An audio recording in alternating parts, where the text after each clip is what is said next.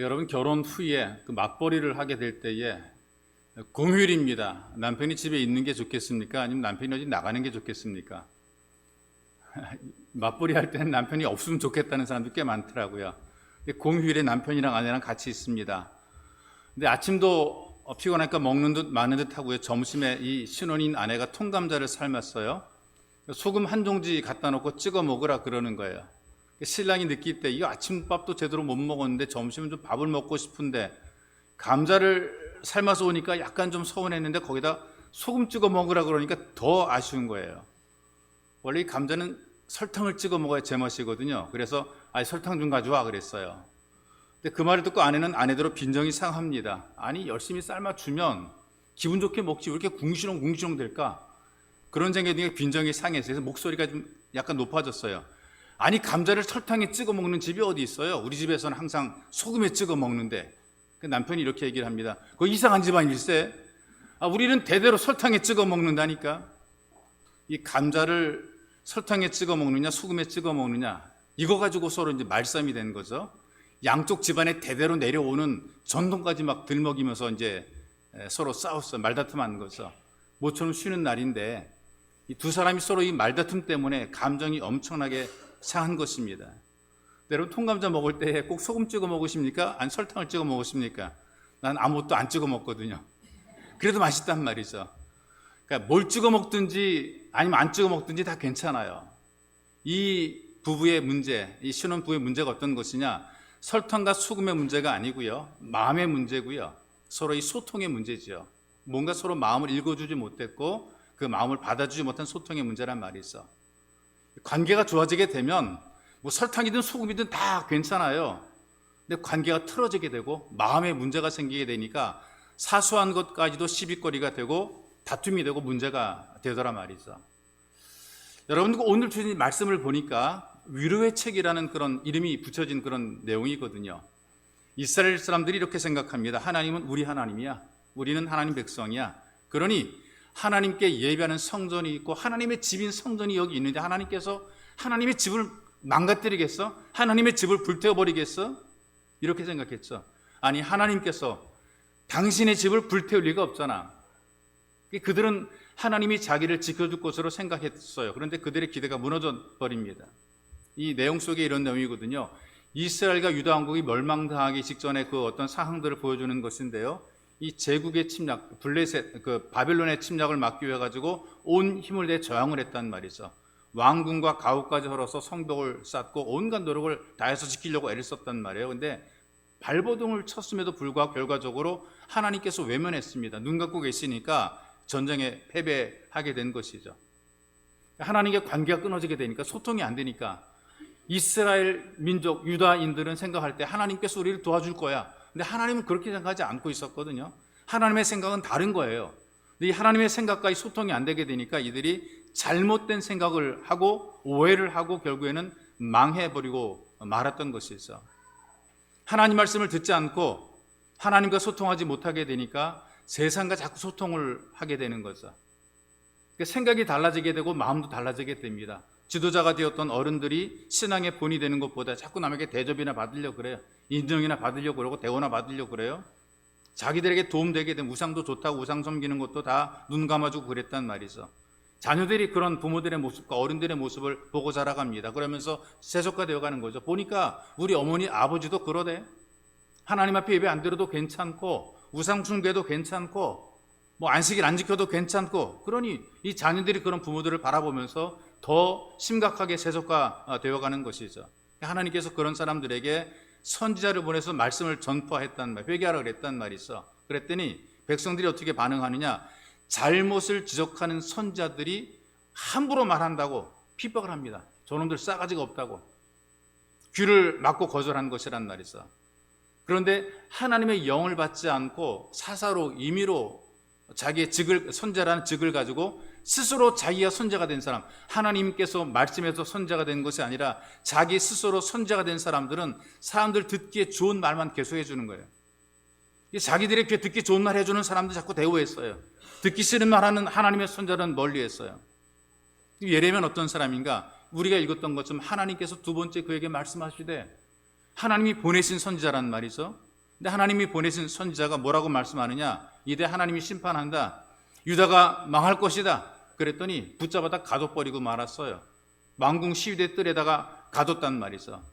뭐라고 얘기했길래 가두느냐? 싸워도 이기지 못한다. 이렇게 얘기해. 싸워도 이기지 못한다. 그러면서 살 길이 어떤 길이냐? 항복해라. 그러면 피 안 흘리고 그나마 사람들이 죽음에 면하게 될 것이다. 그랬더니 이런 매국노가 어디 있느냐고 잡아 가둔 거란 말이에요. 왜 이렇게 되는 줄 아십니까? 하나님 말씀을 듣기보다도 자기들의 지위나 체면들이 더 중요했던 거죠. 내가 그대로 왕족인데, 내가 귀족인데, 내가 어떤 직분을 가지고 있는데, 이거 체면이 더 중요한 것이지 하나님 말씀이 중요한 것이 아니란 말이에요. 그들이 하나님 말씀을 받아들이지 않았어요. 말귀를 알아듣지 못했단 말이죠. 소통이 안 되는 거예요. 자기 현실, 자기 어떤 삶 속에서 참 그 하나님과 단절된 상황 속에 살아갑니다. 절망적인 어떤 위기 속에 빠져가지고 점점 갈수록 어떤 수렁으로 들어갈 그런 순간에 하나님께서 다시 예레미야에게 말씀을 하시는 거죠. 하나님과 관계가 회복이 되면, 소통이 되게 되면 다시 일어서게 될 것이고 행복해지게 될 것이고 평안함 누리게 될 것이고 하나님께서 이렇게 너희들을 만들어 주겠다. 그러니 회개하라 라고 그들에게 메시지를 선포한 거예요. 다르게 말하게 되면 하나님과 꾸준히 계속해서 소통하라. 이걸 얘기를 해주는 것이란 말이 있어. 부르짖어 기도하라. 하나님에게 계속해서 너희들이 마음을 열어놓고 하나님 말씀을 듣고 또 그 다음에 너희들이 마음속에 있는 것들 하나님께 아뢰고 이런 일들을 계속하라. 이걸 지금 이야기하는 거예요. 그럼 크고 비밀한 일을, 신비한 일들을 너희들에게 보여주겠다라고 메시지를 선포하는 것이란 말이 있어. 여러분, 우리가 사람과 사람 사이의 관계도 그래. 요즘 대화가 통해야지. 요즘 말이 돼야지. 이거 내가 벽에다 말하는 것 같아. 이런 사람들이 종종 있잖아요. 심리를 연구한 분들이요, 이 대화하는 걸 기준으로 4가지 유형으로 사람을 구분했더라고요. 거북이형의 대화가 있어요. 이런 유형에 속한 사람들은 자기 얘기도 잘 안 해요. 남의 얘기도 안 듣습니다. 자기 얘기도 안 하고 남의 얘기도 안 듣고. 거북이가 어떤 형태를 가지고 있죠? 껍질이 두껍잖아요. 그 속에 다 집어넣고, 팔다리 싹 집어넣고, 고개도 집어넣고 움츠리고 있단 말이죠. 그 속에서 살아가는 거란 말이죠. 내 속에 있는 것도 말하지 않고 남의 얘기도 들으려고 하지 않고, 이런 부류의 사람들의 느낌이 어떻게 다가오느냐? 참 사람이 차갑다라는 느낌으로 다가오는 경우들이 많습니다. 가끔 말하는 걸 들어보게 되면 좋은 말보다 불평 많이 하고 부정적인 말을 많이 하죠. 이런 유형에 속한 사람들이 병으로 발전하게 되면 자폐증이 되는 거예요. 자폐증. 내 것을 털어놓지 않고 남의 것 안 들려고 그러고 자기 세계 속에 살아가는 자폐증이라는 어떤 그 정신적인 병을 앓게 되는 거죠. 그 다음에 올뱅이형의 사람들이 있는데, 이런 유형에 속한 사람들은 남의 말을 잘 듣긴 하지만 자기 얘기는 또 안 해요. 남 말을 자꾸 들으려고 그러는데 다른 사람에게 말하라고 다 말하게 해놓고 자기에 대해서는 입을 딱 다물고 있단 말이죠. 혹시 약점 드러날까 봐 두렵단 말이죠. 어떤 자기 삶이 남들에게 알려질까 봐 굉장히 신경 많이 쓰는 거예요. 내게 드러나면 어떡하지? 남의 얘기는 잘 들어주는데 자기 얘기는 전혀 안 하는 올빼미 같은 그런 사람도 있어요. 또 황소 같은 사람도 있어요. 이런 유형에 속한 사람들은 자기 얘기만 하고 남의 얘기는 또 전혀 안 들었는데 지 얘기만 계속 하는 거예요. 내 얘기만 해놓고 그냥 남이 말하려고 그러면 알았어 그러니 가버리고 만단 말이죠. 됐네. 남들이 뭐라고 그냥 됐다는 거예요. 남 말할 때 말꼬리를 잘라버리죠. 그러니 대화가 이어지지를 않게 되는 거예요. 유리창형의 사람이 있다 이렇게 얘기를 합니다. 이 사람은 자기 얘기도 잘하고 남의 얘기도 잘 들어준다. 이 유리창을 통해서 서로가 서로를 들여다보지, 나는 너를 보고 너는 나를 보고 들여다보는 것처럼 내 이야기도 하고 그 다음에 다른 사람 이야기도 들어주고, 이런 형태의 사람들이 대화를 잘하는 사람들이고 문제질이 별로 없다 이렇게 얘기를 하는 것입니다. 대화라는 것이, 소통이라고 하는 것이요, 내 말만 막 늘어놓는 것 아니고요, 내 말은 하지 않고 남의 말만 듣는 것도 아니란 말이죠. 남의 말도 하고 내 말도 하고 서로 이렇게 들어주고 또 내 말도 하고, 이게 대화고 이게 소통이 되는 거란 말이에요. 여러분, 소통이 안 될 때, 대화가 단절이 되게 되면 그런 부부는 불행한 부부고 그런 부모와 자녀도 불행한 부모와 자녀가 된단 말이죠. 부모와 자녀 간의 대화가 단절이 되게 되니까 오해가 쌓이게 되죠. 폐륜이 일어나는 일이 왜 그렇게 일어납니까? 이미 단절된 상태예요. 부모랑 자녀가 대화가 안 돼요. 말이 안 통하는 거예요. 그래가지고 이 자녀의 마음속에 분노가 쌓여가지고 부모를 치고 부모를 살해하는 폐륜이 만들어지는 이런 심각한 문제가 만들어지게 되는 거죠. 부부가 살아가는데 대화가 안 돼요. 말이 안 통해요. 이것처럼 지옥 같은 일이 어디가 있습니까? 대화가 안 통하니 얼마나 답답합니까? 이런 일들이 영적으로도 만들어지면 이거 얼마나 심각하겠어요. 영적으로도 신앙적으로도 이런 문제들이 만들어지게 돼 있어요. 거북형 신자들이 있단 말이죠. 하나님 말씀을 듣지도 않고 자기도 말하지도 않고. 여러분, 사람들이 말씀을 듣게 되는 것이 예배잖아요. 예배 속에서 우리가 말씀을 듣는단 말이죠. 또 일상 속에서 우리가 성경을 읽거나 또 하나님 말씀을 듣는단 말이에요. 근데 자기가 하나님께 이야기하는 것, 기도하고 찬송한 이것, 예배도 드리지 않고 찬송도 성경도 읽지 않고 기도와 찬양도 전혀 없고 영적 거북이죠. 말씀도 안 들으려고 그래. 자기도 고백도 하지 않고 찬양도 하지 않고 그냥 나 혼자만 해. 뭐를 믿는지 모르겠어요. 어떤 생각하는지 모르겠어요. 그냥 거북이처럼 다 들어앉아가지고 그 통 속에 들어앉아가지고 자기 혼자 믿는다 그러는 거예요. 또 올빼미 신자들이 있단 말이죠. 예배는 참석 잘 합니다. 하나님 말씀 잘 듣긴 합니다. 근데 자기가 고백하는 기도나 찬양이 없단 말이에요. 듣기는 잘 들어요. 아멘도 한단 말이죠. 근데 내가 하는 고백이 없으니까 이거 하나님과 소통이 안 되는 겁니다. 친밀한 관계가 아니란 말이죠. 아무리 사람들 눈에 열심히 보여도 하나님의 은혜를 진짜 누리는 것 아닌 거예요. 능력도 체험하지 못한 거죠. 내가 고백하는 이 고백이 있어야 이게 뭔가 소통이 되고 은혜도 능력도 체험하는 것 아니겠어요? 이게 안 되는 거죠. 황소 같은 신자는 어떤 신자나 기도는 잘하는데 오직 자기 생각, 자기 신세한탄, 자기 말만 하고 내만 위로받고 나만 격려받으려고 그러는 거란 말이죠. 말씀만 듣고 나만 격려받으려고. 하나님 말씀을 듣고 순종하는 것은 부담스럽고 귀찮아요. 안 들으려고 그래요. 내 말만 다 해버리고 하는 거예요. 내 신세한탄 다 하고 속 시원하다 그냥 가버리는 거란 말이죠. 순종이 없는 삶이 되는 것이고요. 이런 신앙생활은 우상숭배와 다를 바 없는 신앙생활이 되는 거죠. 다른 신앙을 갖고 있는 사람이 이 정도는 다 해요. 이를테면 그 나무에 비는 사람, 그다음 우상숭배하는 사람, 돌에 비는 사람, 이런 토템이라는 그런 신앙, 자연을 숭배하는 신앙, 애니미즘이라 해서 눈에 보여주는 그런 여러 가지 신앙들을 숭배하는 사람이 있단 말이죠. 눈에 보여주는 그 모든 것들을 숭배하는 사람들이 지 얘기만 하잖아요.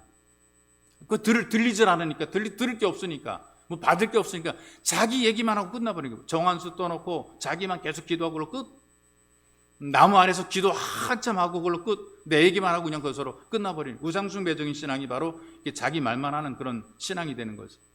유리창형의 신자들이 바로 하나님 말씀을 통해서, 예배를 통해서 하나님 말씀을 들을 뿐 아니라 자기 모든 그 사연을 기도를 통해 고백을 하고 찬양을 통해 하나님께 영광을 돌립니다. 그러면서 하나님과 소통이 자꾸 만들어 가게 되는 거죠. 이렇게 하게 될 때 하나님과 어떤 관계가 회복이 되게 되고 이런 관계 속에서 하나님과 친밀함이 만들어지게 됩니다. 하나님과 친해지게 되면 범사에 유익이 되는 것이란 말이죠. 그래서 너는 내게 부르짖으라. 내가 네게 응답하겠고 크고 비밀한 일을 내게 보이리라. 부르짖으라 그 말은 간절히 절규하라는 이제 그런 말이 있거든요. 근데 실제로 성경에 보게 되면 하나님께 소통이 가능해서 이렇게 소통하려고 애썼던 사람들이 은혜를 받고 있는 모습을 보게 됩니다. 아들과 함께 광야로 쫓겨난 사람이 있죠. 하갈이란 여인인데요. 그 아들 이스마엘이 광야로 쫓겨가서 사막에서 목말라 죽어가요. 그러니 아들이 죽어가는 것을 바라보는 어미의 심정이 얼마나 참 찢어지겠습니까? 안타까운 마음으로 하나님께 간절히 기도하죠. 소통하는 거예요. 하나님 앞에 소통하는 거예요. 제발 내 아들 살려달라고 하나님께 부르짖었어요. 그랬더니 눈이 열려지게 되고 샘물을 보게 됐단 말이에요. 그래서 그 갈증을 이기고 살아난 거 아니겠어요? 여러분들이 잘 아는 삼손이라는 사람은 일반 세상에도 잘 알려진 전설적인 사사죠. 유명한 전사입니다. 나귀 턱뼈 하나를 가지고 3,000명을 맞아 싸웠어요. 근데 그도 사람이거든요. 혼자 3,000명을 상대하니 그가 지쳤단 말이에요. 갈증 때문에 목이 말라 죽어간단 말이에요. 하나님께 기도하죠. 하나님 내 목 말라 죽습니다. 하나님께서 그에게 물을 마실 수 있도록 샘을 열어준 거란 말이에요. 소통입니다. 죽을 입장에서 하나님께 소통하는 것이란 말이죠.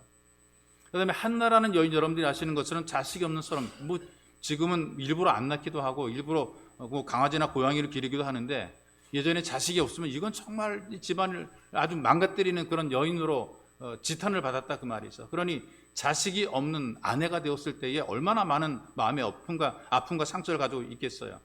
한나가 하나님께 기도합니다. 제발 나에게 아들 좀 내려주시면 내가 하나님 앞에 드리겠습니다. 미친 듯이 멀쩡한 여자가 술 취한 듯이 하나님 앞에 기도했단 말이에요. 정말 간절히 기도했단 말이죠. 하나님 그 길을 들어서 사무엘을 주시고 또 삼남 이녀의 자녀를 주어서 그 여인의 맺힌 한을 풀어준 거란 말이죠.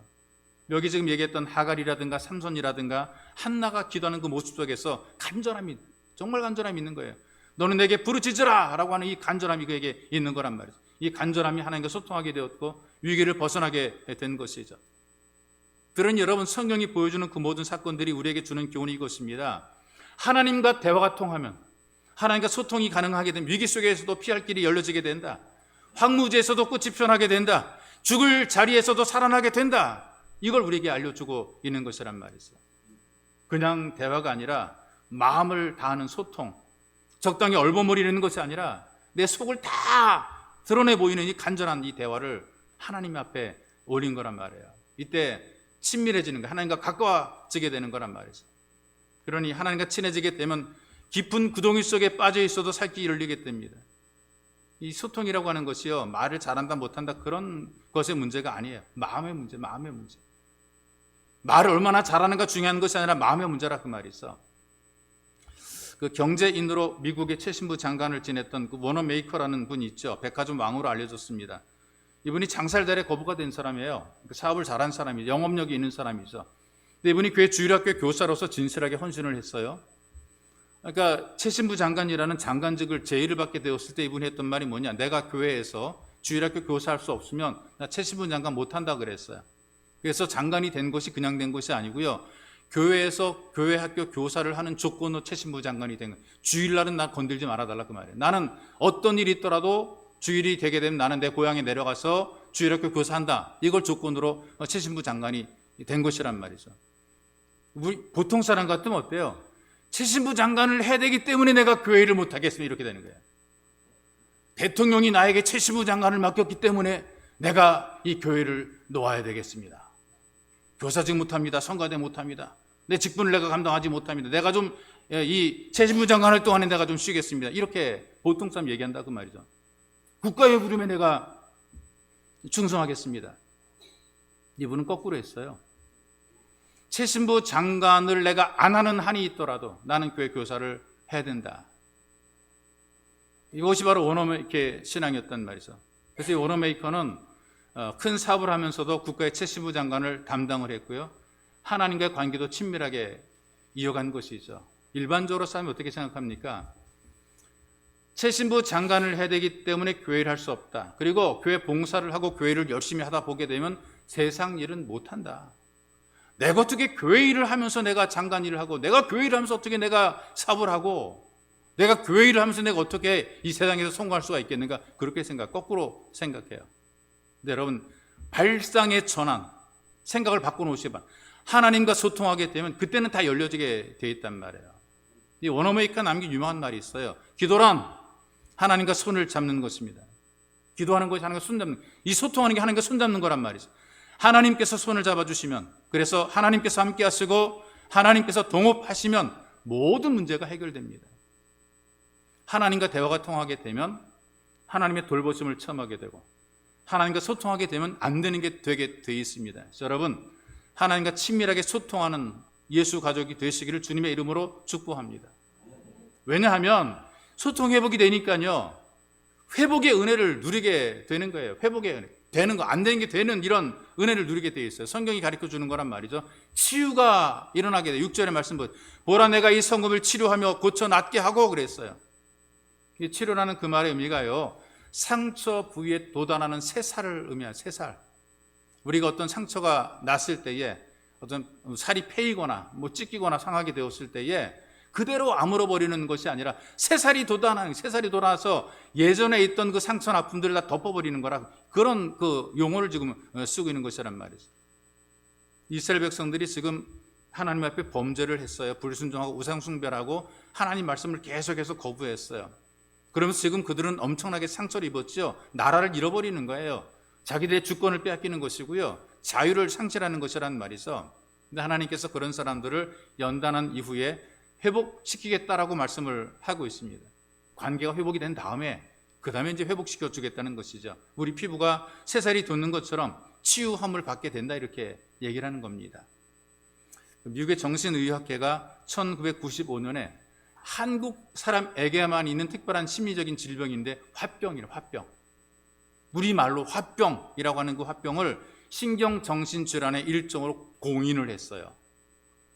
특별히 동양인 가운데 한국 사람들에게 있는 이 독특한 이 질병, 이 화병이 정신적인 질병이다라고 소개를 하면서 이걸 공인했다 그 말이죠. 이 민속증후군이라 이렇게 한국 민속증후군이라고 정의를 하기도 합니다. 특별히 이제 명절 전후로 해서 이런 그 화병들이 많이 만들어지기 때문에 그랬던 것 같아요. 특별히 여성들에게 훨씬 더 이 질병이 많기 때문에 영어로 분노 증후군이라 이렇게 이제 번역을 했습니다.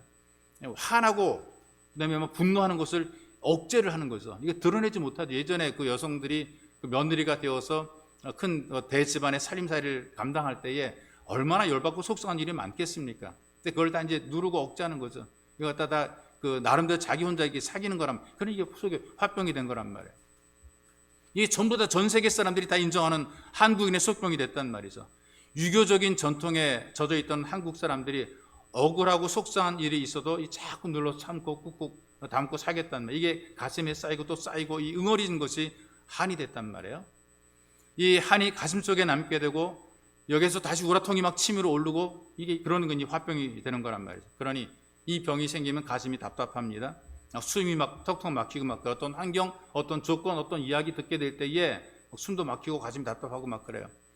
가슴이라든가 목에 막 응어리가 막 느껴지는 거예요. 어떤 이야기를 들을 때, 어떤 환경이 될 때 그렇단 말이죠. 신체적으로 자꾸 두통이 심해지게 되고 수화불량이 생기게 되고 잠을 이루지 못하게 되고 만성피로라 그러죠. 늘 피곤해요. 아침에도 피곤하고 낮에도 피곤하고 뭐 밤에도 늘 피곤한 그런 모습을 가지고 살아갑니다. 정신적으로 우울해지게 되고요. 그 다음에 깜짝깜짝 잘 놀라죠. 누가 조그만 하고 막 자빠지고 막 그래요. 이상한 소리만 들어도 깜짝깜짝 놀라고 짜증 잘 내고 불안하고 막 이렇게 되는 거예요. 이게 왜 그러냐? 화병이란 말이죠. 이 화병이란 말이 참 한자로 잘 지어놓은 것 같아요. 가슴 속에 불이 있는 병이. 가슴에 막 불이 막 고통스럽게 하는 것이란 말이죠. 몸도 약하게 만들기도 하고요. 이 화병이 집안을 잿더미로 만들기도 하고요. 자기 인생을 막 잿더미로 만들기도 하죠. 빨리 꺼야 되는 거예요. 빨리 꺼야지 평안함이 유지가 되는 거란 말이죠. 그러니 눈에 보이는 불이야 물 갖다 들이불어 끌 수 있는데 내 마음 속에는 화병을 뭘로 끄겠어요? 이것도 어떻게 끄겠습니까? 화병을 앓고 속상하고 고생하고 가슴 답답해하고 그렇게 살다가 세상을 떠난 우리의 어머니들이 많다 이 말입니다. 이 화병이 잠잠해져야 이게 잔잔해지게 될 때 이 마음이 평안해지게 되는 거예요. 그래서 이거 어떻게 해결하느냐? 하나님과 소통을 통해 해결이 가능한 것입니다. 하나님과 친밀해지게 될 때에 심령 속에 평안함이 찾아오게 되는 것이란 말이죠. 많은 분들이 병원에는 의사를 통해서만 치유되는 것을 알고 약을 드신단 말이에요. 그런데 꼭 뭐 그런 일도 있겠지만 하나님께서도 그렇게 발전하게 만들어서 그렇게 치유해 주시는 경우도 있지만 그러나 그것도 하나님이 역사하시는 방법이지만 때로는 하나님과 소통이 잘 되게 되면 관계가 회복이 되게 되면 직접 치유도 해야 한단 말이에요. 하나님 직접 고쳐줘요. 화병도 고쳐주시고요. 사람들이 못 고친다라고 말한 병도 고쳐주시고요. 하나님이 의사가 아닌 직접 하나님께서 고쳐주는 경우들이 있더라 그 말이죠.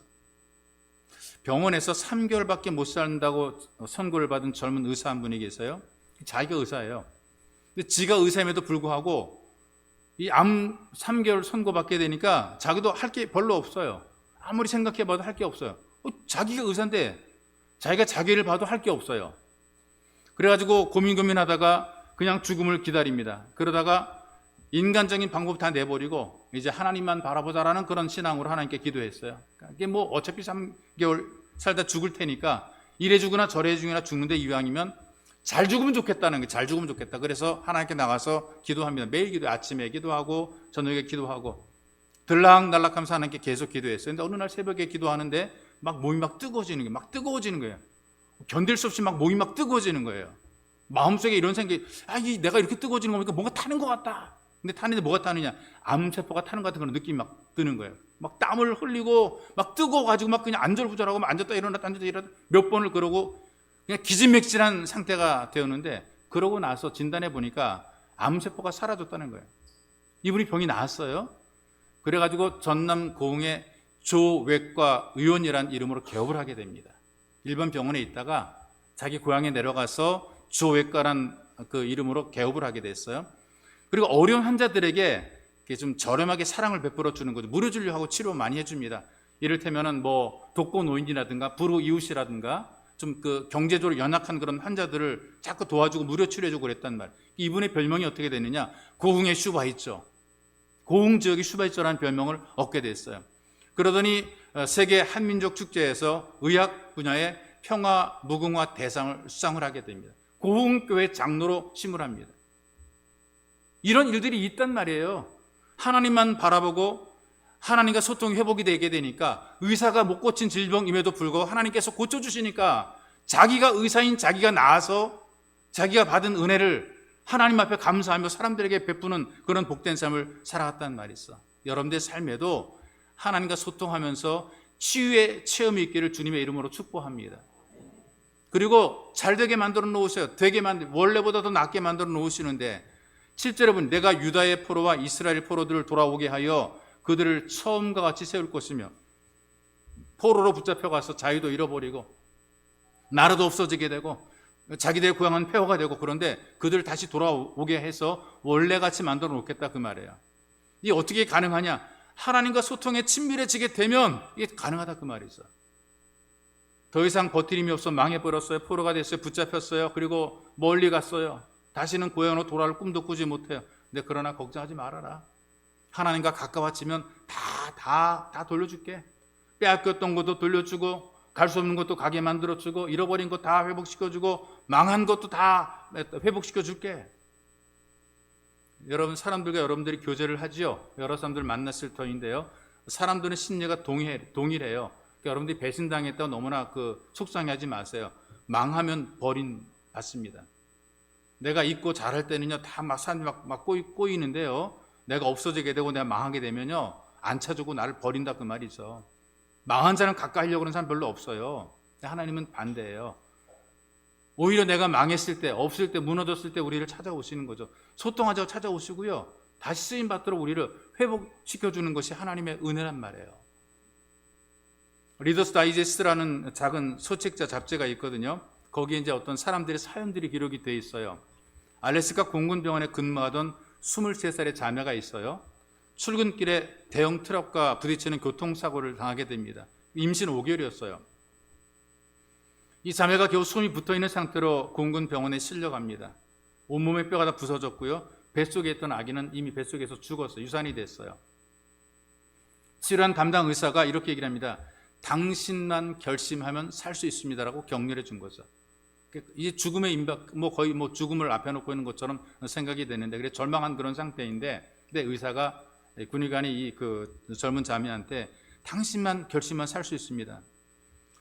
근데 그렇게 격려해 준 거란 말이죠. 그런데 이 자매가 또 절망을 선고받는데요. 사고 소식을 들은 남편이 결별을 선언하고 이혼하고 떠나버립니다. 왜? 흉한 모습의 한 여자와 내가 평생 살 수 없다는 거죠. 교통사고 당해서 뼈가 다 부스러지고 으스러지고 얼굴도 다 상해버린 저런 여자랑 내가 어떻게 평생을 살 수 있느냐? 난 못 산다. 혼자 된 여자가 거울을 보면서 탄식합니다. 왜 나를 살렸습니까? 나를 죽게 내버려 두시지. 나 죽고 싶습니다. 자기 운명을 저주하는 거야. 치료도 거부합니다. 그때 이 의사가, 군의관이 정성스럽게 치료하면서 이렇게 얘기를 했어요. 하나님의 뜻이 있게 살려주었으니 그것만으로도, 산 것만으로도 감사하십시오. 그 말을 듣고 생각을 바꿉니다. 내가 살아나는 것이, 죽을 자리에 살아나는 것이 뭔가 하나님의 뜻이 있다. 그렇다면 내가 살아야 되는 것이 아닌가라는 생각을 하고 마음을 바꿔 먹었어요. 그리고 열심히 치료를 받게 되는데 군의관이 7년 동안에 35번의 수술을 합니다. 성형도 하고 정형도 하고 뼈도 맞추고 얼굴도 고치고 몸도 고치고 35번 했어요. 그런데 얼굴도 그렇고 몸도 그렇고 그래도 예전처럼 같진 않지만 그러나 거의 정상적으로 돌아오게 된 거죠. 그 7년 이후에 태어나게 되었을 때에 다시 한번 또 다른 기적이 만들어지게 되는데 이 자매를 극진하게 돌봐줬던 군의관이 청혼을 하는 거예요.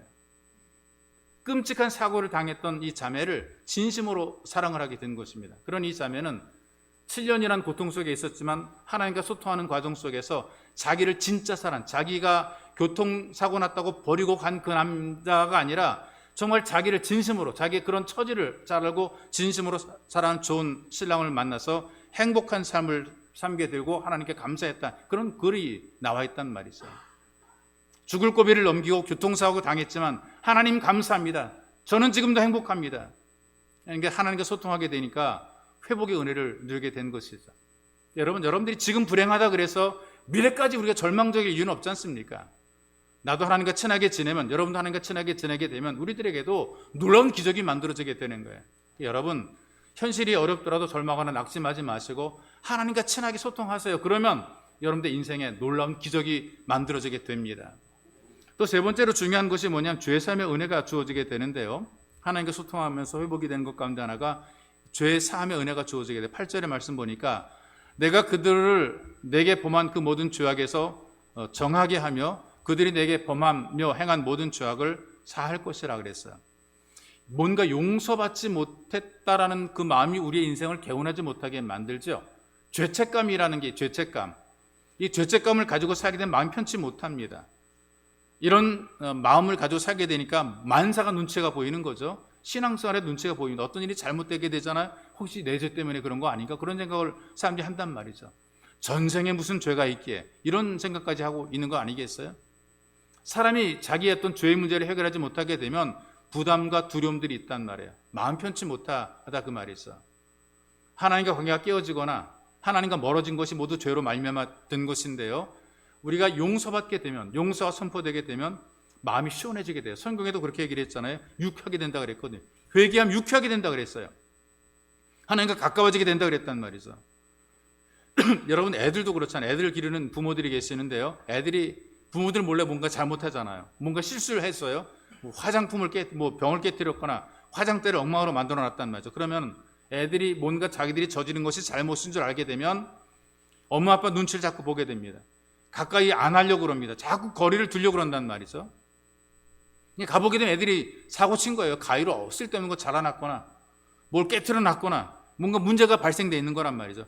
근데 그거 보고 막 혼내게 되면 애들이 기가 죽잖아요. 그런데 괜찮아 그렇죠, 괜찮아라고 애한테 용서를 선포해 주게 되면 그때 얼굴이 환해져요. 무거웠던 얼굴이, 두려웠던 얼굴이, 답답했던 얼굴이, 애들의 얼굴이 환해지게 되는 거예요. 마음이 유쾌해지게 되는 것이란 말이죠. 그러니까 어린 아이들도 용서가 선포될 때에 얼굴이 환해지게 되고 기분이 좋아지게 되는 것처럼 모든 사람들이 다 동일한 거예요. 죄책감이 있거나 뭔가 응어리가 있거나 부담이 있거나 그러면 자꾸 눈치를 보게 되고 자꾸 피하게 되는 거예요. 하나님도 피하게 되는 거예요. 하나님께 범죄한 아담과 하와가 하나님을 피해 숨었다 그랬던 것처럼 피하게 되는 거예요. 그런데 용서가 선포되게 되면 굉장히 자유스러워지게 되고 유쾌하게 되고 스스럼 없게 되고 담대해지게 되는 거란 말이죠. 그러니 여러분, 가정에서도 부모가 자녀를 용서하고 아내가 남편이 아내를 용서하게 될 때에 화평하게 되고 담대하게 되는 것입니다. 하나님께서 우리를 용서하신 이후에 복을 주었습니다. 죄를 지었다 할지라도 회개하니까 불쌍히 여겨주십니다. 우리를 기쁘게 만들어 주시는 것이란 말이죠. 하나님과 관계 회복이 되게 되면 이 좋은 은혜를 누리며 살게 되는 것입니다. 여러분들의 삶도 하나님의 은혜가 누려지시기를 주님의 이름으로 축복합니다. 또 우리가 주님과 소통하니까요, 우리 자신이 하나님의 영광이 되는 거예요. 우리가 굉장히 귀한 존재로 살게 되는 것이란 말. 9절의 말씀 보십시다. 이 성읍이 세계 열방 앞에 나의 기쁜 이름이 될 것이며 찬송과 영광이 될 것이고 또 그들은 내가 이 백성에게 베푼 모든 복을 들을 것이고 내가 이 백성에게 베푼 모든 복과 모든 평안으로 말미암아 두려워하며 떨리라. 그러니까 하나님께서 우리를 귀하게 만들어 주시고 우리를 대단하게 만들어 주시니까 야, 과연 하나님께 살아계시는구나. 저 사람은 하나님이 돌보시는구나. 하나님이 챙겨주시는구나. 이게 자랑스럽게 만들어 놓으신다는 거죠. 하나님께 친밀하게 될 때 이런 일들이 만들어지게 되는 것입니다. 우리가 이 땅에 살아갈 때 하나님의 자녀로 산다는 것 왜 자랑스러워해야 돼? 예수 믿는 것 우리가 주눅들어 살 것, 기죽어 살 것, 그 다음에 또 우리가 숨기며 살 것 아니라 자랑스러워야 되는 나 예수 믿어. 이게 자랑스러워야 되는 거예요. 하나님이 우리를 자랑스럽게 만들어 놓으셨어요. 그러니까 우리가 자랑할 수 있는 그런 마음을 가져야 되는 것이란 말이에요. 이 땅에 발붙이고 살아가는데 하나님의 자녀로 살도록 만들어 놓으셨으니 얼마나 이게 자랑스럽습니까? 사람들이 교회나 성도를 우습게 보죠. 지금도 그래요. 교회와 성도가 돈이 없어서 우습게 여길 수 있고요. 그 다음에 또 성도들이 하나님 믿는다 그러는 사람들이 병 들어가지고 골골하니까 또 우습게 여길 수 있고요. 그래서 이런 사람들이 어떻게 생각합니까? 돈이 없는 사람들이, 병든 사람들이, 약한 사람들이, 힘이 없는 사람들이 하나님 영광 가리운다 생각하는 거죠. 그래서 나도 잘 돼야 하나님 영광 나타내고 나도 건강히 하나님 영광 드러내고 막 입에 거품 물고 하나님 내게 잘 돼야, 내가 잘 돼야 하나님 영광 드러냅니다라고 막 얘기를 해요. 여러분, 우리가 정직하게 좀 솔직하게 말하게 되면요, 우리 돈이 없어서 건강이 약해서 하나님 영광 가리우는 것 아니고요, 하나님의 자녀답게 살지 못하기 때문에 하나님 영광 가리우는 것입니다. 예수 믿으면서 돈이 없고 병들었다 그래서 욕먹는 것이 아니에요. 예수 믿으면서 믿음을 제대로 지키지 못하기 때문에 욕을 먹는 거예요. 말씀대로 순종해 살지 못하기 때문에 욕먹는 것이란 말이죠. 불신자가 똑같이 살잖아요. 탐욕스럽고 똑같이 이기적이고 교회를 다닌다고 더 위선적이고 세상에 대해서는 너무나 많이 집착을 하고 세상 사람보다 욕심은 더 많고 주님 한 분만으로는 절대 안 되고 우리는 더 많은 것을 가져야 되고 이런 생각을 가지고 살아가니까 우리가 욕을 먹는 거지요. 병들었다고 약하다고 가난하다고 이래 욕먹는 것이 아니라 그 말입니다. 하나님의 자녀된 것이 별것 아닌 것처럼 생각이 되죠. 하나님과 관계보다도 뭘 얻는가에만 너무나 관심을 가지니까 우리를 우습게 보는 거라 그 말입니다. 여러분, 선물을 주시는 아버지보다도요, 아버지 손에 들려있는 그 뭔가 그 선물 보따리만 자꾸 기대하고 살아가는 거란 말이에요. 종종 부모님이 들어오시면서 선물 들고 들어올 때는 반갑게 막 맞이하고 빈손 오게 되면 하나도 안 바꿔먹고 막 서운하고 막 그런 거 너무나 속보이는 건 아니겠습니까? 이렇게 사는 하나님, 우리를 하나님께서 연단하는 거예요. 하나님 한 분만으로 만족하며 살아갈 수 있도록, 하나님과 진짜 친밀하고 소통이 할 수 있도록, 그래서 우리로 하여금 하나님으로 말미암아 살아가는 자랑스러운 삶이 될 수 있도록 우리를 하나님께서 이끌어 가시는 것이죠. 우리가 하나님을 자랑스럽게 여기게 되면 하나님께서도 우리를 자랑스럽게 세상 사람들에게 세워줄 것입니다. 예수님도 말씀했잖아요. 사람들 앞에서 주님을 부끄러워하게 되면 주님도 하나님 앞에서 그 사람을 부끄럽게 여길 것이다. 그런데 사람들 앞에서 예수 그리스도를 자랑하게 되면 하나님 앞에서 나를 자랑하게 해주실 것이다. 하나님과 소통이 되므로 관계 회복이 되고 더 친밀해지시기 바랍니다. 그래서 여러분을 잘되게 하시고 또 여러분을 예수 믿게 하시고 또 예수 믿어 자랑하게 만들어준 이 복을 누리게 하시는 것, 이것을 마음속에 깊이 생각하면서 정말 하나님께서 자랑할 만한 하나님의 자녀가 되시기를 주님의 이름으로 축복합니다. 이제 우리 기도하기 원합니다. 기도할 때 이렇게 기도하십시다. 하나님, 예수 믿는다고 교회 마당만 밟고 다니는 것이 아니라 꾸준한 소통이 되게 만들어 주옵소서. 하나님, 이 교회 속에서 하나님과 기도하고 간구하는 것처럼 내가 사는 삶 현장 속에서, 이런 일터 속에서, 가정에서 하나님과 꾸준히 소통하며 기도하며 간구하게 도와주옵소서.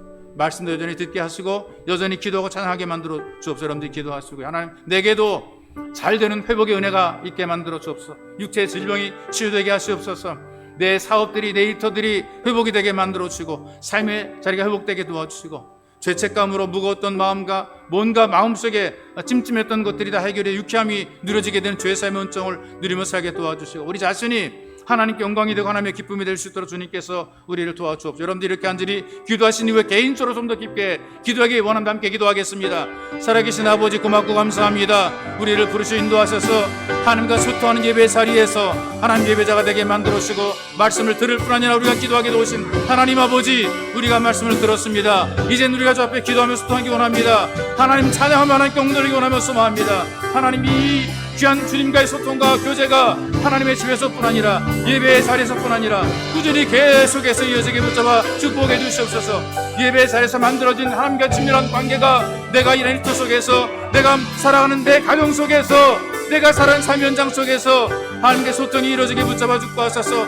하나님과 가까워지고 친밀해지고 더 가까워지고 더 친밀해지게 만들어 주시옵소서. 살아계신 하나님, 우리도 잘 돼야 되겠습니다. 은혜로 잘 돼야 되겠습니다. 내 지식과 내 능력과 내 소유로 잘 되는 것이 아니라 하나님이 도우셔서 하나님의 은혜로 우리가 잘 돼야 되겠습니다. 우리의 부족함을 고백합니다. 하나님, 우리를 회복시켜 주시옵소서. 살아계신 하나님 아버지, 육체의 질병 가운데 있을 때 하나님과 소통합니다.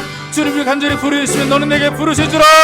내가 내게 뜨거워 비밀한 일을 보이라 말씀해 주었사오니, 하나님 아버지 기도하며 간구할 때에 육체의 질병에 치유받아 회복이 되게 붙잡아 주고 하시고, 하는 일이 삶의 살이가 처음보다 더 좋아지게 만들어 주옵소서. 새 살이부터 회복이 되는 것처럼 주님 더 낫게 더 좋게 만들어지게 도와주시옵소서. 마음에 응어리가 많고 부끄러움이 많고 부담이 많고 유쾌하지 못했지만 하나님 간절히 원합니다. 주님을 통해 받은 죄 사함을 통하여 용서를 통하여 우리가 유쾌해지게 붙잡아 줄 것이고, 기쁘게 만드시고 좋아지게만 잘되게 만들어 주시고 하나님 영광되게 붙잡아 주고 하게 해주시옵소서. 살아계신 아버지, 이 땅에 살아갈 때에 하나님의 사랑이 되며 살기 원합니다. 하나님을 기꺼이 좋아합니다. 하나님 높입니다. 하나님 영광 돌립니다. 주께서 우리를 자랑스럽게 여기시 이 땅에서 자랑스러운 하나님의 자녀로 살아 주께서 복의 복을, 은혜의 은혜를 덧입어 주나며 소망합니다. 살아계신 아버지가 감당해야 되며 겪어야 될 많은 일들이 있사오니 각자가 갖고 있는 짐들이 있습니다. 기도 제목들이 있습니다. 도와주시옵소서. 저들의 관계의 문제를, 미래의 문제를, 진로의 문제를, 하나님하고의 문제를, 또한 직장과 사업의 문제를 주님이 기억하여 의존하며 섬합니다. 주님께 간절히 짓게 하시고 예배의 자리를 찾게 하시고 기도의 자리를 찾게 붙잡아 주고 오게 해주시옵소서. 살아계신 주님, 우리가 말씀을 들었기에 우리가 주 앞에 기도며 간구하며 찬양하며 하나님과 소통을 합니다. 그러하신 주님, 하나님과 친밀한 소통을 통해 우리의 문제가 해결되고 하나님께 자랑스러운 존재로 살아갈 수 있도록 우리를 붙잡아 주시옵소서. 그리고 주님, 예배 자리에서만 주님과 소통하는 것이 아니라 내가 서 있는 자리, 살아가는 삶 현장에서도 늘 주님과 교통하게 도와주옵소서. 말씀을 기억하고 들으며 읽게 하시고 또한 우리가 주님께 기도하며 간구하며 찬양할 수 있도록 은혜를 더 입혀 주옵소서. 우리의 건강이 회복이 되게 도와주시고 사업도 회복되게 하시고 직장도 회복되게 만들어 주시고 무너진 우리의 자존감도 회복될 수 있도록 은혜를 더 입혀 주시며 막막한 미래의 길 열리게 주님께서 만들어 주시고 자랑스러운 하나님의 자녀로 살아갈 수 있도록 은총을 더 입혀 주옵소서. 우리가 주를 높이며 자랑합니다. 예수 믿는 것이 너무나 귀하고 너무 아름다우며 대단한 일이며 기적인 것을 고백하며 주님, 우리가 주님을 높이며 자랑하오니 살아계신 주님, 우리의 땅에 살아갈 때에 우리의 모습이, 우리의 삶이 초라하지 말게 도와주시고 언제나 당당하고 자랑스럽고 자신감 있게 하나님의 자녀로 살아가도록 은총을 더 입혀주시고 더욱더 하나님과 깊이 소통하며 간절히 소통하며 하나님의 도우심을 삶 현장에서 체험하는 예수가 되게 되도록 은혜를 더하여 주옵소서. 보배로 오신 예수님의 이름으로 기도하옵나이다. 아멘.